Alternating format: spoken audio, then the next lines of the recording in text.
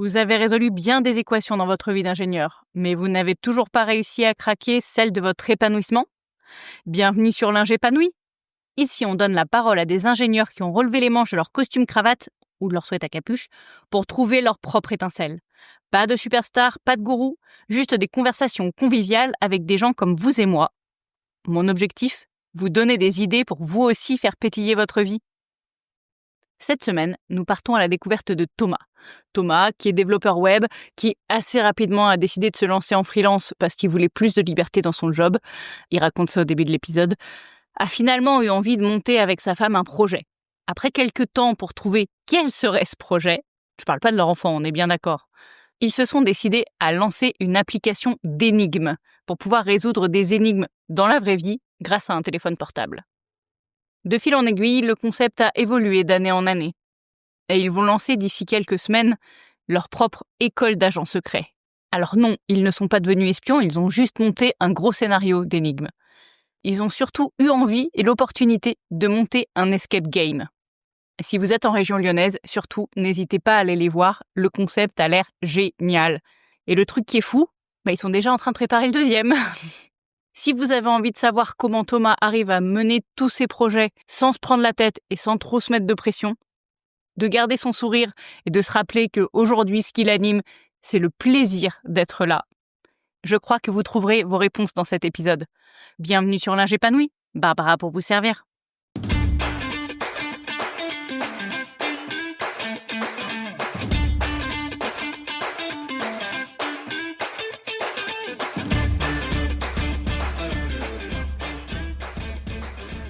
Bonjour Thomas. Bonjour Barbara.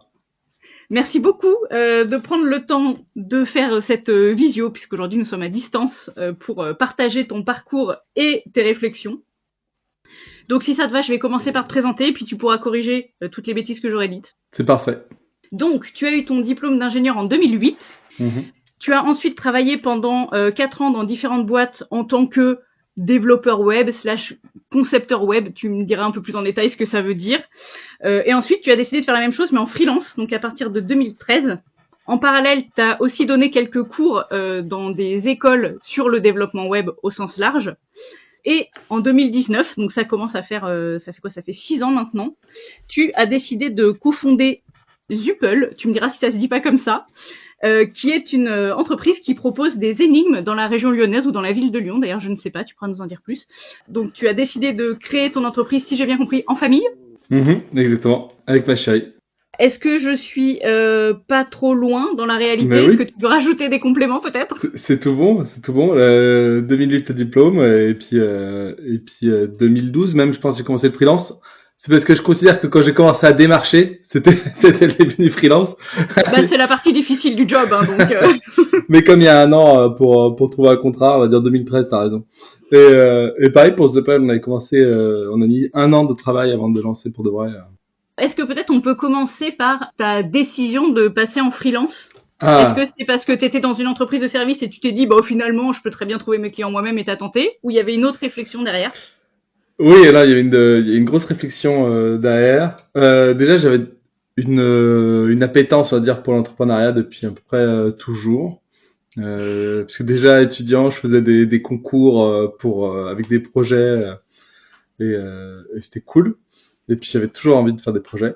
Donc déjà j'avais ce côté-là dans ma tête qui disait c'est cool l'entrepreneuriat, si à un moment tu peux. Mais c'était plus dans l'idée de faire des produits que de faire du freelance. Du coup j'ai enchaîné assez vite 2 boulots, de 2008 à 2010 dans une grosse ESN, 2010 à 2012 dans une petite ESN. L'idée c'était que en fait je m'y sentais pas hyper bien.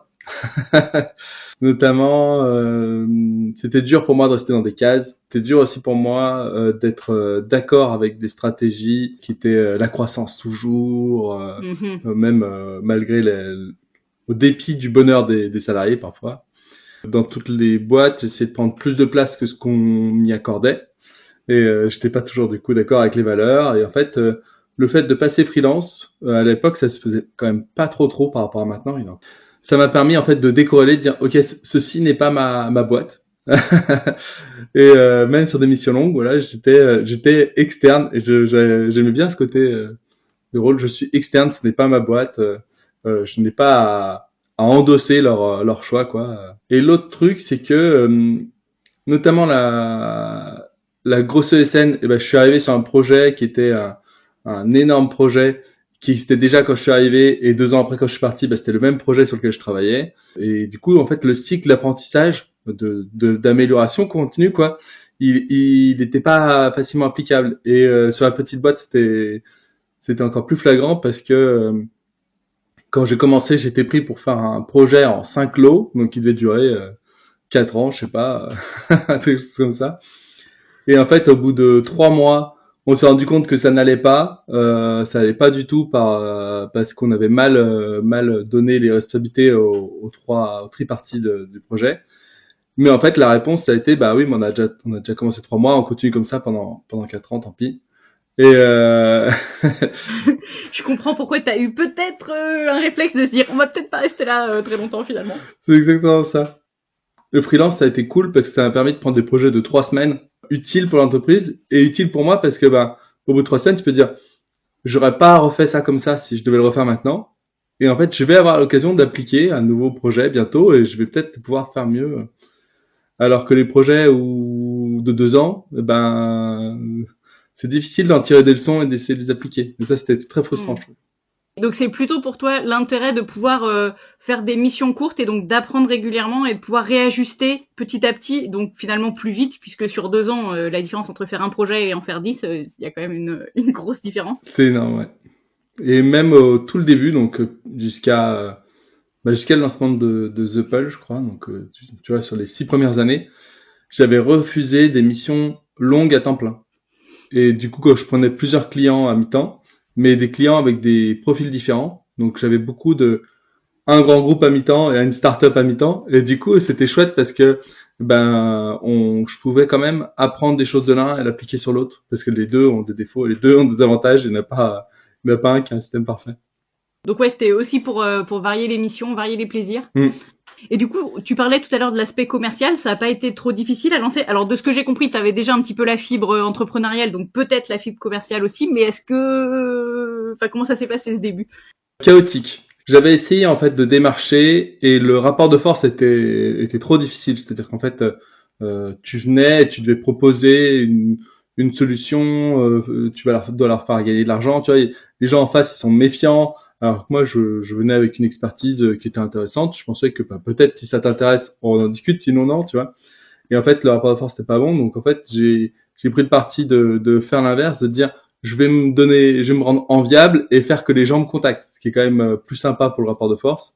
Et en fait, ma technique, ça a été d'être très visible. Donc j'allais faire des conférences quand je pouvais à Paris, au sud de la France, comme ça.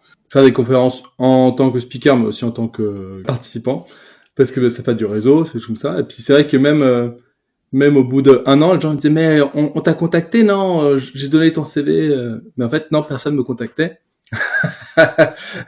Et du coup, tout le monde avait l'impression qu'on avait peut-être déjà travaillé ensemble, mais en fait, moi, j'avais eu aucune mission en 6-9 mois, donc c'était un peu perturbant. Et comme je suis pas très bon en chiffres, je me suis pas rendu compte qu'en fait, entre le moment où tu trouves une mission, tu la signes, tu la commences, t'envoies ta facture et tu reçois les sous, eh ben il se passe des mois. Donc en fait, j'aurais dû m'arrêter en vrai. Si j'avais compté les délais, ça ne marchait pas.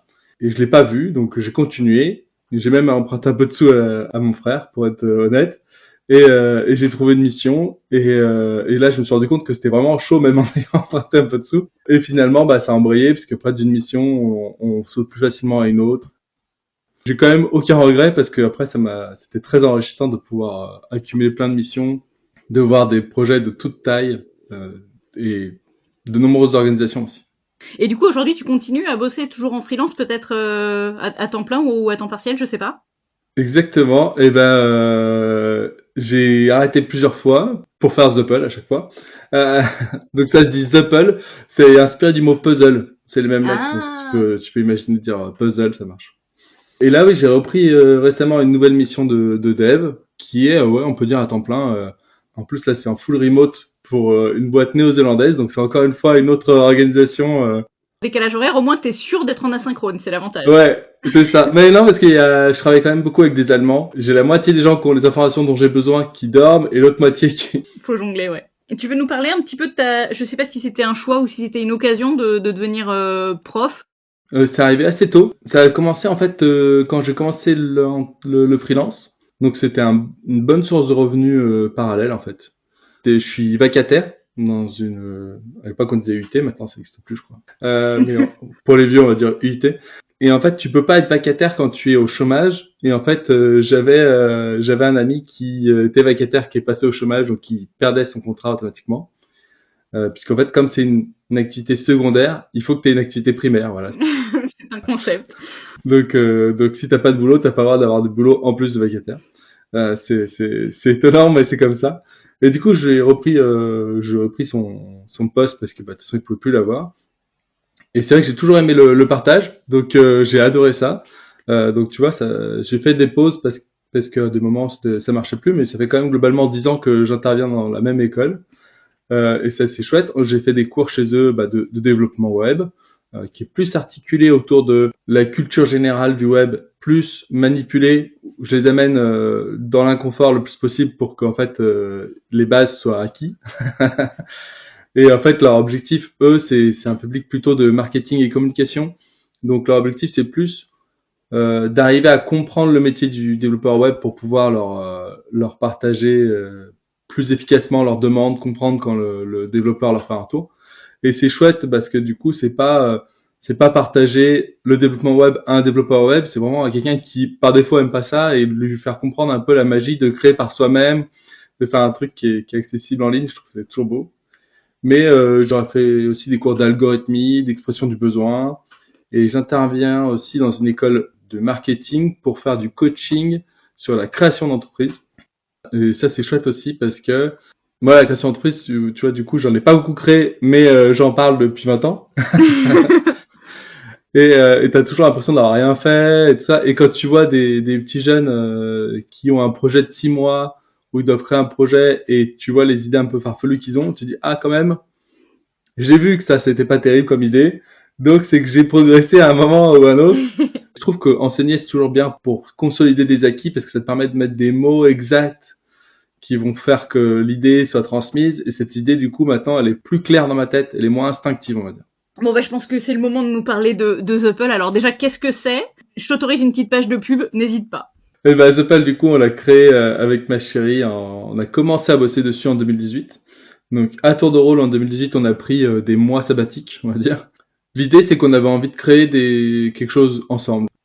Et elle avait plutôt une carrière à l'origine de hiérarchique. Elle avait fait chef de projet, manager, directeur de projet, ainsi de suite.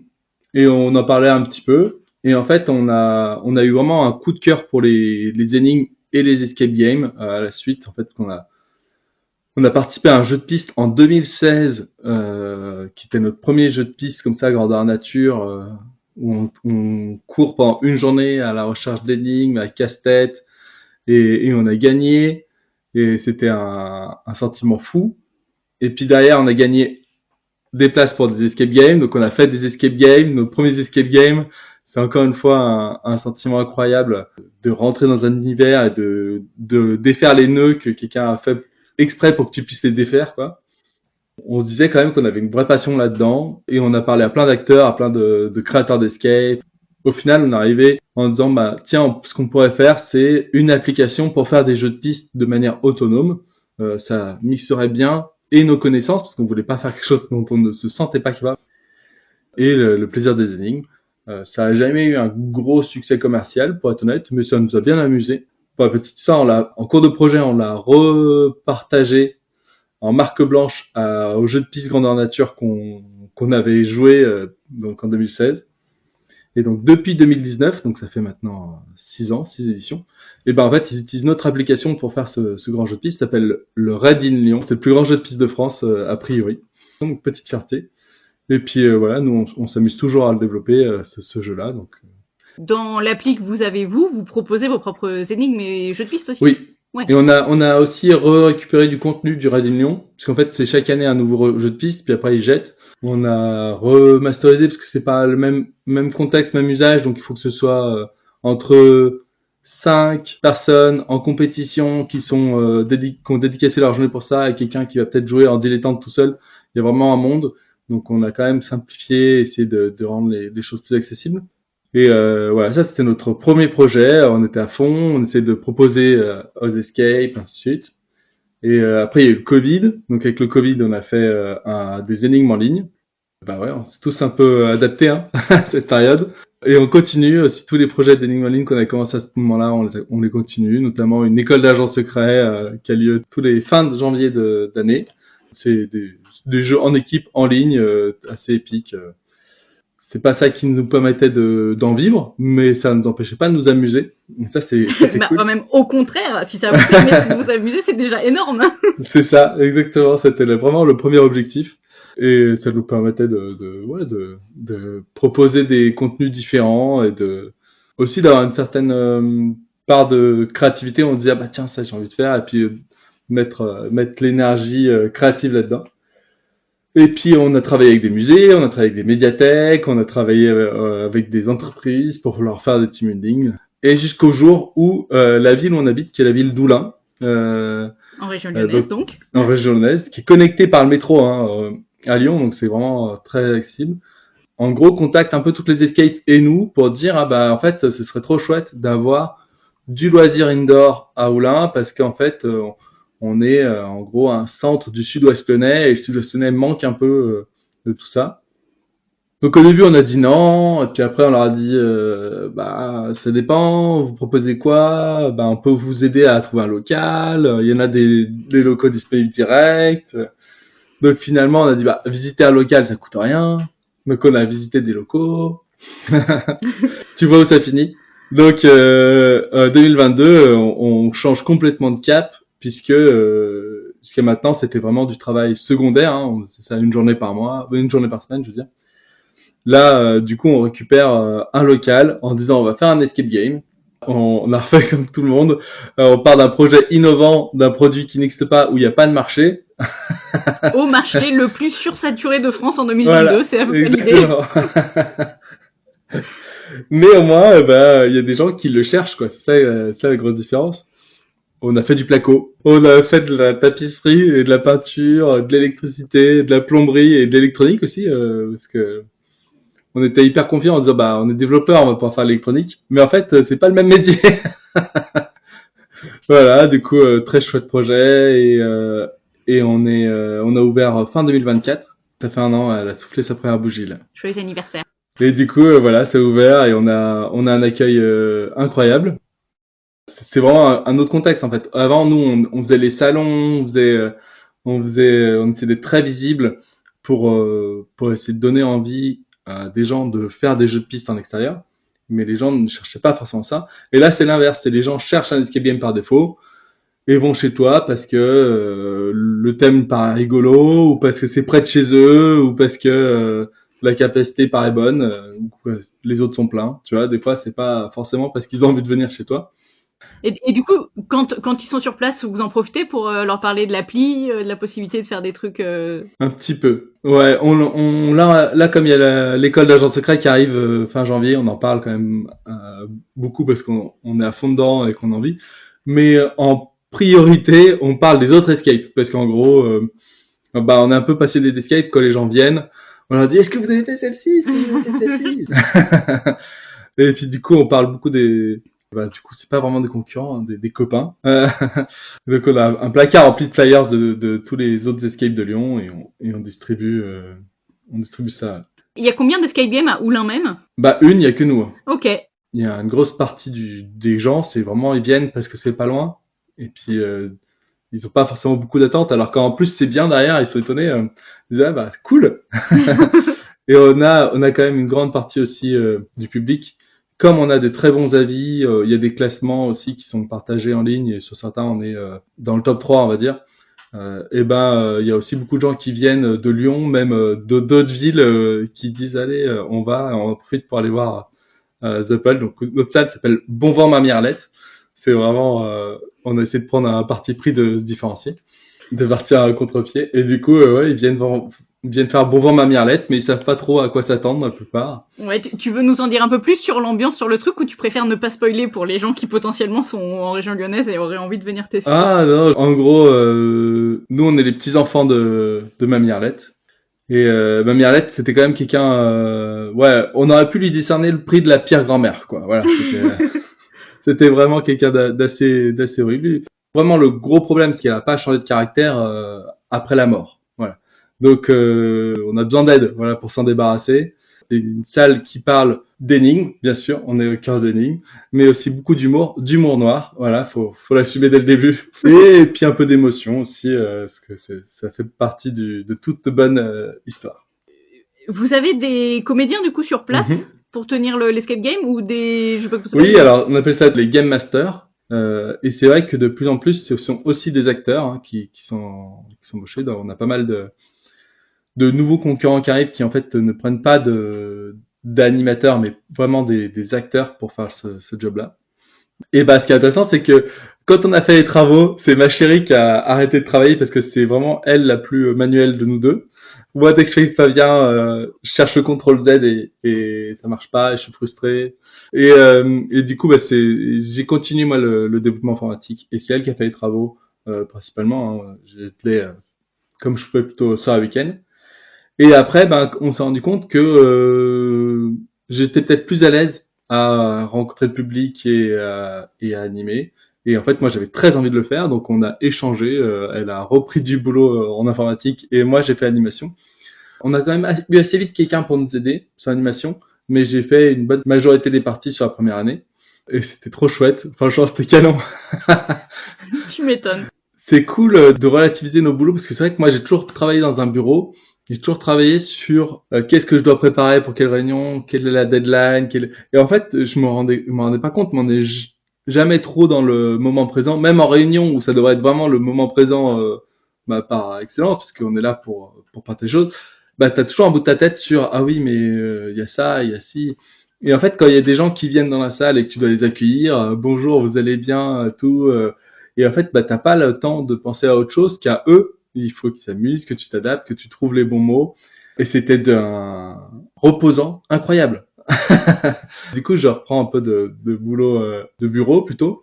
Et c'est vrai que bah, c'est très fatigant en fait de jamais être totalement dans le moment présent et d'avoir 10 000 questions en parallèle.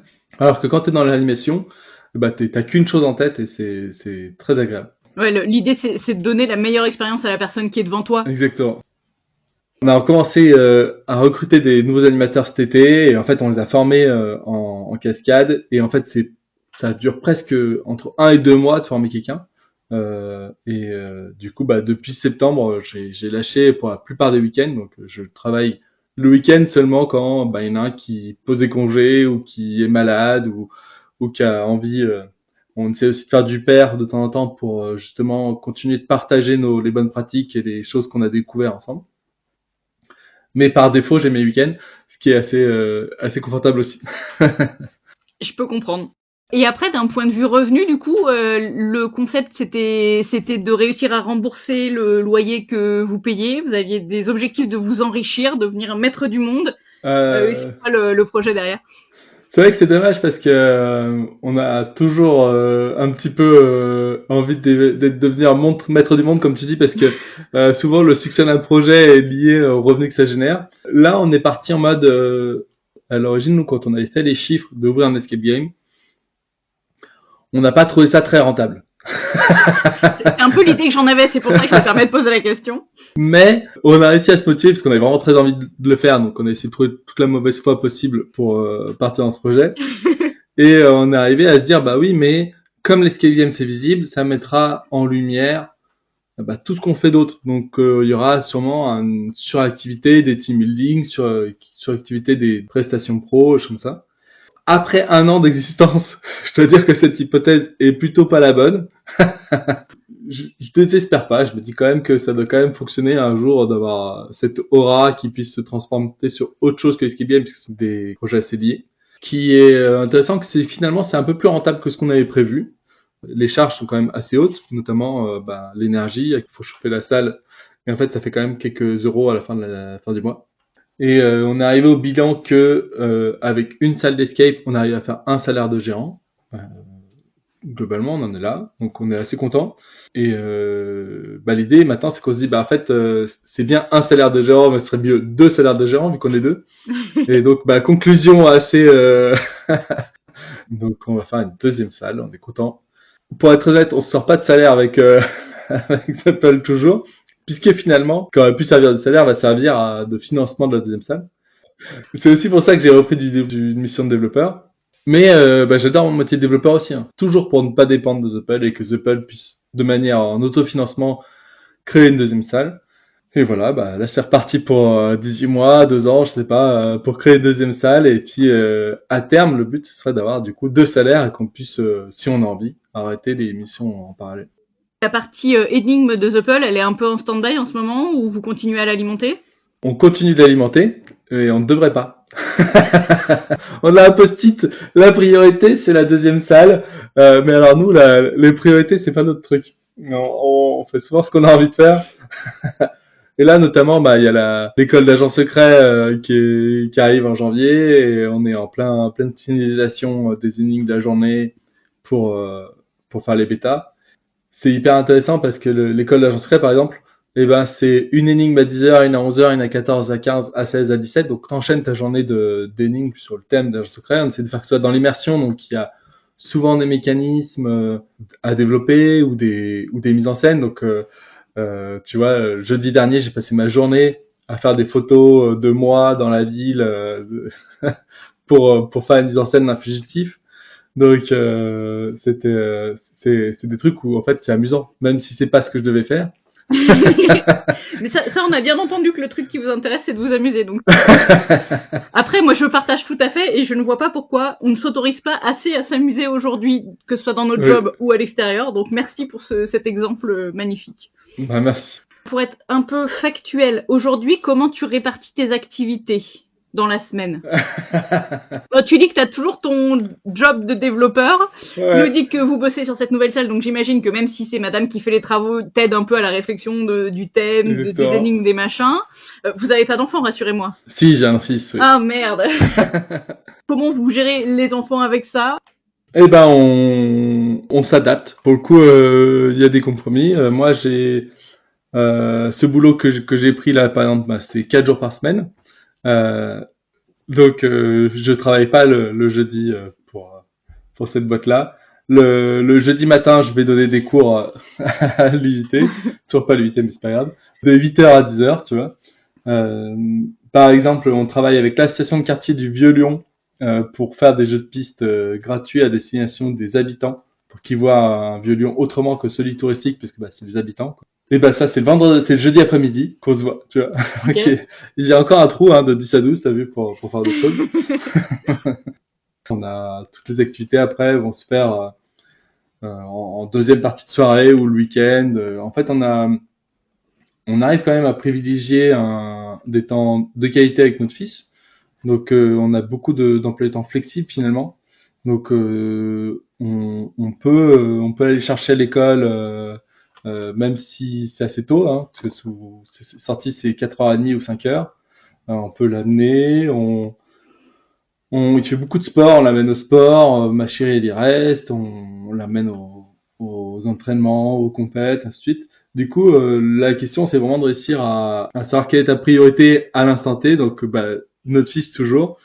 Et par contre, s'il a une compète où on n'est pas invité, par exemple si c'est la ligue qui l'amène et qui veulent pas qu'il ait les parents, ça fait un week-end complet où on peut trouver plein de choses à faire. C'est un ajustement assez fin qui est pas hyper sain par contre pour l'instant parce que on en fait trop, mais c'est aussi c'est pas une contrainte quoi, c'est parce qu'on a envie que notre projet il avance, on a envie de pas être stressé par les sous, donc on n'a pas fait de énième prêt pour financer la deuxième salle. On aurait pu peut-être passer par là et pas reprendre une mission de développeur. En fait, on n'est pas pressé par le temps. Donc, si t'as pas de deadline et que t'es pas stressé par les sous, en fait, le quotidien se passe quand même plus sympa. Donc, cette deuxième salle, elle avancera au rythme où elle doit avancer. Et puis nous, au quotidien, on n'est pas stressé. C'est juste que de temps en temps, bah oui, après avoir couché petit, on se dit ah, qu'est-ce qu'on fait série ou est-ce qu'on bosse là-dessus, tu vois, bon.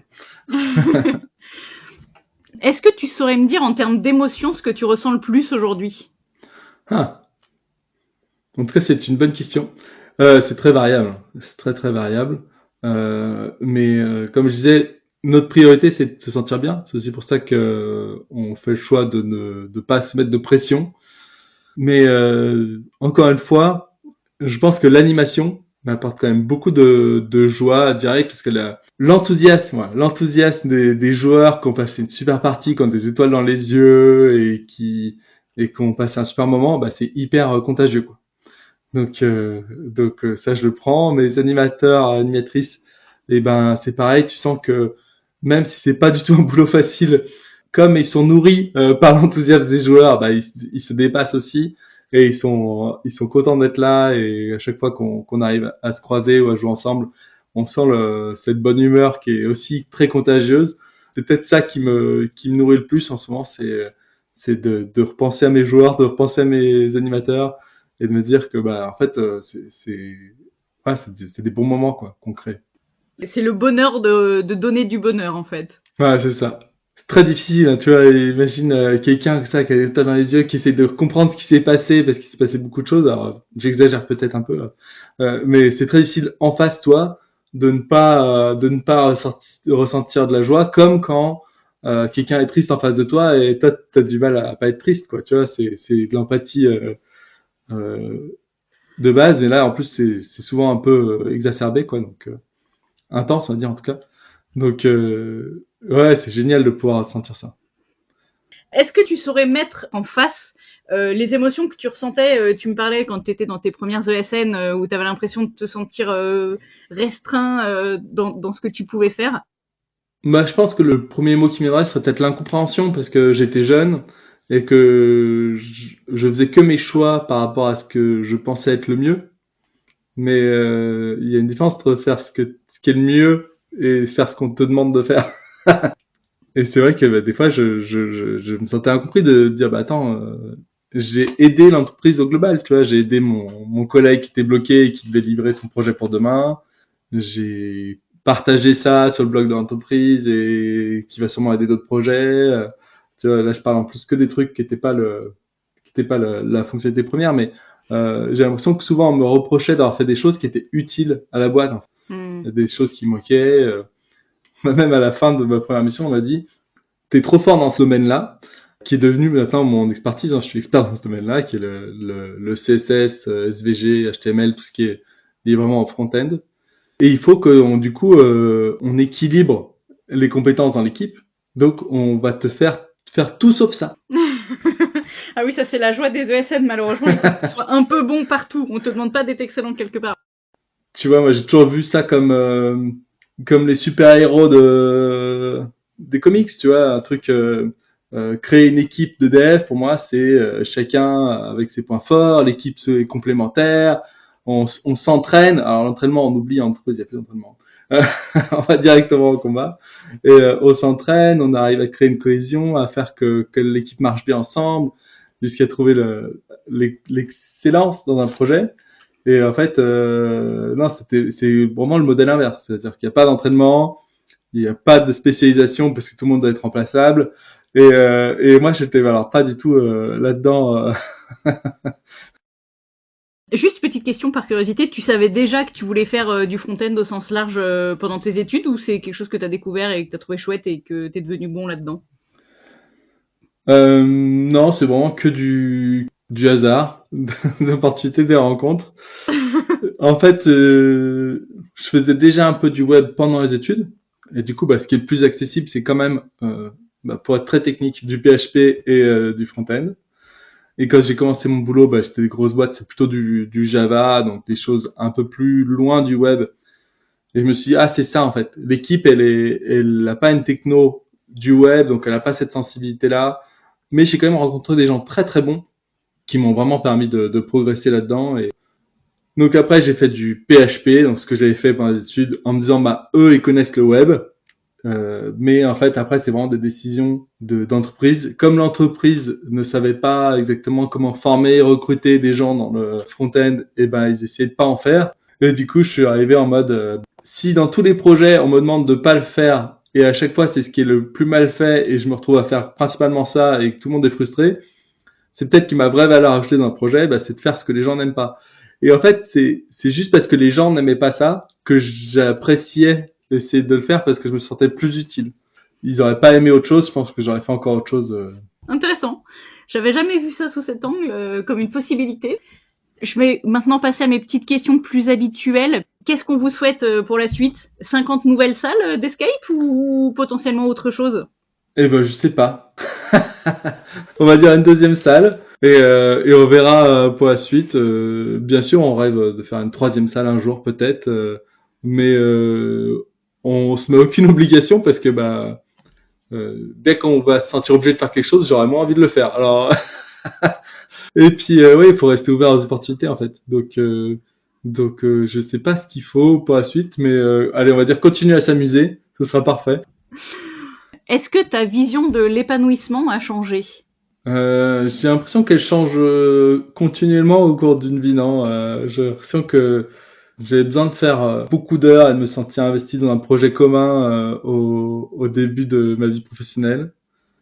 Il y a eu des périodes où j'ai eu besoin de créativité, des périodes où j'ai besoin de reconnaissance, et j'ai l'impression que peut-être c'est l'âge, le facteur principal, peut-être c'est une somme de frustration qu'on cherche à compenser, mais oui, je crois que l'épanouissement, faut peut-être se poser régulièrement la question de ce qu'on veut pour réussir à l'atteindre.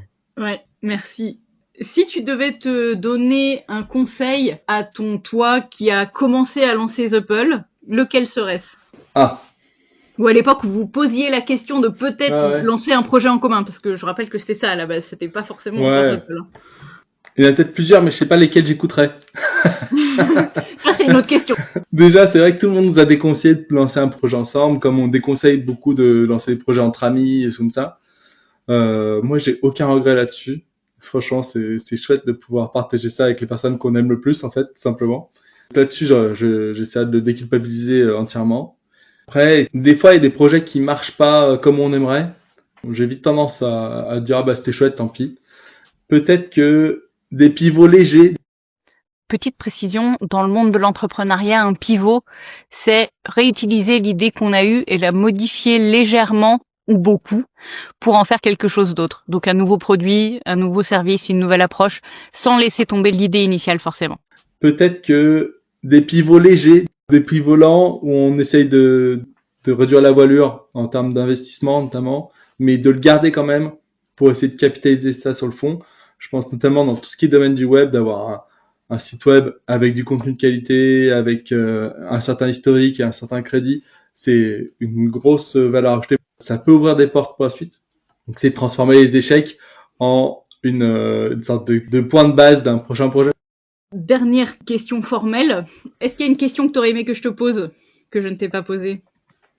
J'ai pas la question exacte, mais j'ai bien envie de partager quelque chose, du coup je vais le faire comme Vas-y. ça. S'il n'y a pas de question, c'est juste, je trouve que c'est chouette d'avoir des side projects, des projets à part, des passions, on peut appeler ça juste comme ça, mais des passions où on crée.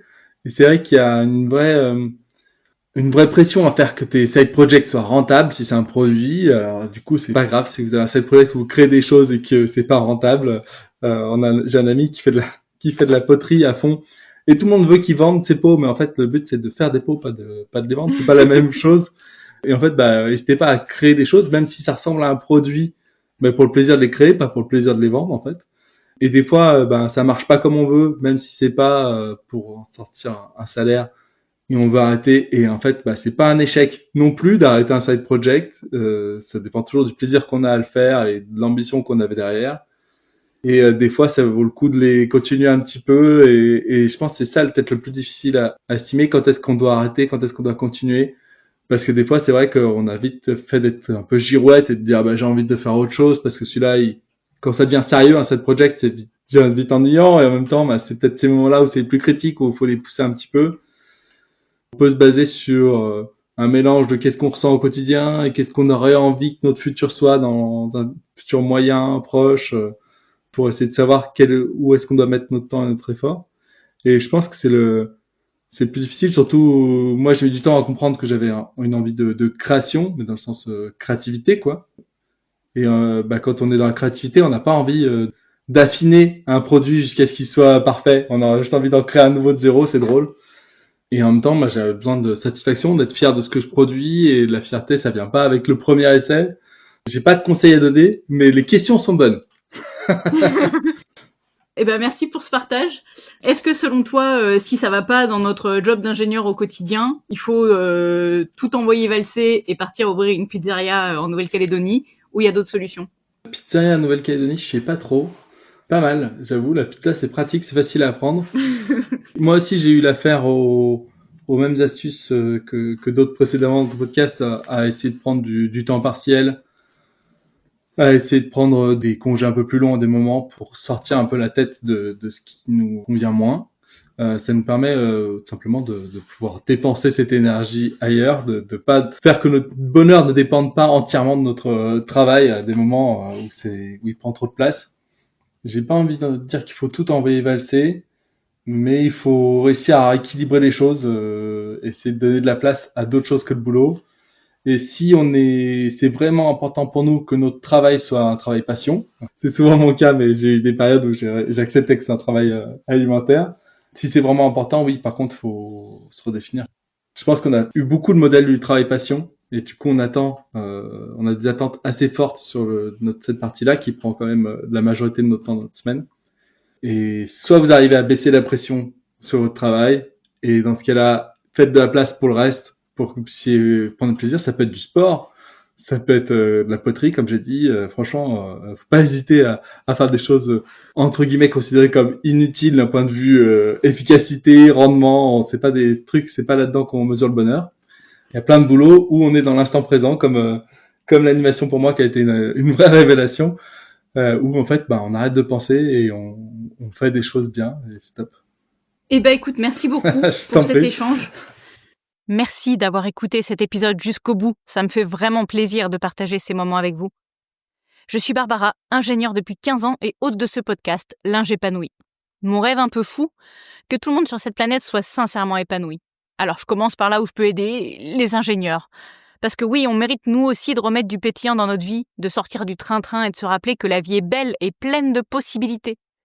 Si en m'écoutant aujourd'hui, tu t'es dit « Tiens, ça me parle, moi aussi j'aimerais bien retrouver mon étincelle », eh bien bonne nouvelle, je propose aussi des accompagnements courts et efficaces dans la joie et la bonne humeur pour t'aider à trouver ta direction, celle qui te correspond vraiment, sur la base de ta personnalité, tes compétences et tes envies profondes. Du concret autant que de l'inspirant. Tu sauras ensuite où aller et comment t'orienter sans crainte de te planter. Toutes les infos en description. Allez, je vous laisse reprendre votre journée remplie d'énergie à distribuer autour de vous. À très bientôt pour un nouvel épisode de L'Ingépanoui.